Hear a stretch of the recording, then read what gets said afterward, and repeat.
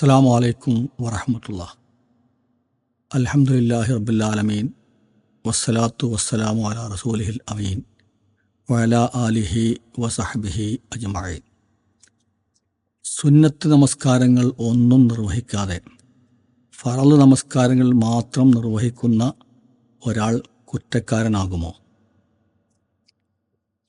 ഫറള് നമസ്കാരങ്ങൾ മാത്രം നിർവഹിക്കുകയും സുന്നത്ത് നമസ്കാരങ്ങൾ നിർവഹിക്കാതിരിക്കുകയും ചെയ്യുക എന്നത് കുറ്റകരമായ ഒരു കാര്യമല്ല.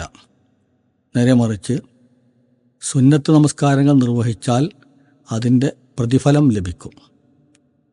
എന്നാൽ ഫർദ് നമസ്കാരങ്ങളിൽ എന്തെങ്കിലും വീഴ്ചയുണ്ടെങ്കിൽ അത് പരിഹരിക്കുന്നത് സുന്നത്ത് നമസ്കാരങ്ങളെ കൊണ്ടാണ്. സുന്നത്ത് നമസ്കാരങ്ങൾ കൊണ്ട് പലതരത്തിലുള്ള നേട്ടങ്ങളുമുണ്ട്. ഒന്ന്, ഈ പറഞ്ഞത് തന്നെ, നമ്മുടെ ഫർദ് നമസ്കാരങ്ങളിൽ ഒരു കുഴപ്പവുമില്ലാതെ, ഒരു കുറവുമില്ലാതെ പൂർണ്ണമായി നമ്മൾ നിർവഹിച്ചാൽ അവന് നരകം നൽകുകയില്ല എന്ന് അള്ളാഹു പറഞ്ഞതായി പ്രവാചകൻ സല്ലല്ലാഹു അലൈഹി വസല്ലം പറഞ്ഞിട്ടുണ്ട്. എന്നാൽ ഒരു മനുഷ്യൻ്റെ കർമ്മങ്ങളിൽ ആദ്യമായി പരലോകത്ത് വിചാരണക്കെടുക്കുന്നത് അവൻ്റെ നമസ്കാരമാണ്.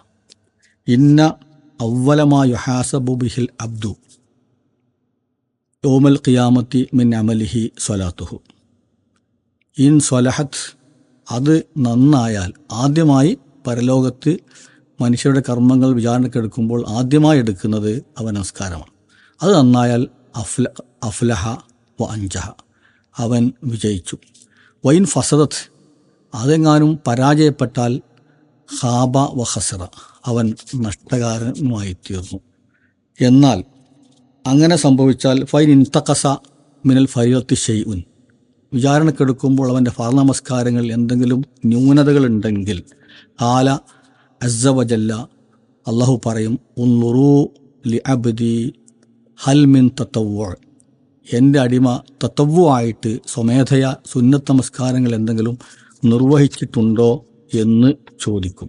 അങ്ങനെ ഫയുക്മലു ബിഹ മൻതഖസ മിനൽ ഫരീള, ഫരീളത്തിൽ ഫർദ് നമസ്കാരങ്ങളുടെ പോരായ്മ അത് മുഖേന പരിഹരിക്കപ്പെടുകയും അവൻ്റെ നമസ്കാരം പൂർണ്ണമാവുകയും ചെയ്യും. അള്ളാഹു അനുഗ്രഹിക്കട്ടെ.